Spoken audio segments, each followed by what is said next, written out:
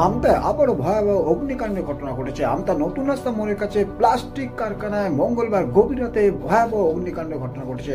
আজ বুধবার সকাল 7টা পর্যন্ত আগুন নেভানোর কাজ করছে দমকলের 3টি ইঞ্জিন। এখনো পর্যন্ত আগুন নিয়ন্ত্রণে আসেনি এমনটাই জানা যাচ্ছে।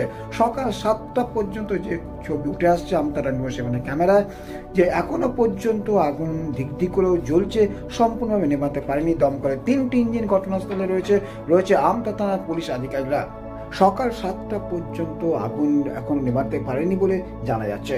যে দৃশ্য ফুটে উঠছে এই মুহূর্তে দেখতে পাচ্ছেন, একদিকে আগুন জ্বলছে, রাতের দৃশ্য, অন্যদিকে পাশেই আরো এক দৃশ্য যেটা সকালের দৃশ্য। দুই দৃশ্য এই মুহূর্তে দেখতে পাচ্ছেন আমতা 24/7 ক্যামেরায়। বারবার আমতায় ভয়াবহ অগ্নিকাণ্ড ঘটনা করছে।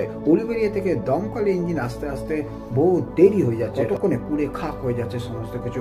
এদিন আবারও সেই ভয়াবহ চিত্র ফুটে উঠেছে আমতায় ভয়াবহ অগ্নিকাণ্ডের ঘটনা ঘটেছে। আমতায় নতুন রাস্তা মোড়ের কাছে একটি প্লাস্টিক কারখানায় সেই অগ্নিকাণ্ডের চিত্র এই মুহূর্তে আমতা 24/7। কল্যাণ অধিকারী, আমতা 24/7। দমকলের দপ্তর আমতা এখন হয়নি, কবে হবে তা নিয়ে সন্দিহান গ্রামবাসীদের একাংশের অভিযোগ, আমতায় আগুন লাগলে তা নেভাতে উলুবেড়িয়া থেকে দমকলের গাড়ি আসতে আসতে অনেকটা সময় চলে যায়। আমতায় দ্রুত দমকলের দপ্তর হোক, যাতে করে ইন্ডাস্ট্রিয়াল এলাকা আমতায় অগ্নিকাণ্ড ঘটনা করলে দ্রুত তা নিয়ন্ত্রণে আনতে সম্ভব হবে প্রশাসন। কবে দমকলের দপ্তর হবে সেদিকে এখন নজর সকলের। কল্যাণ অধিকারী, আমতা 24/7।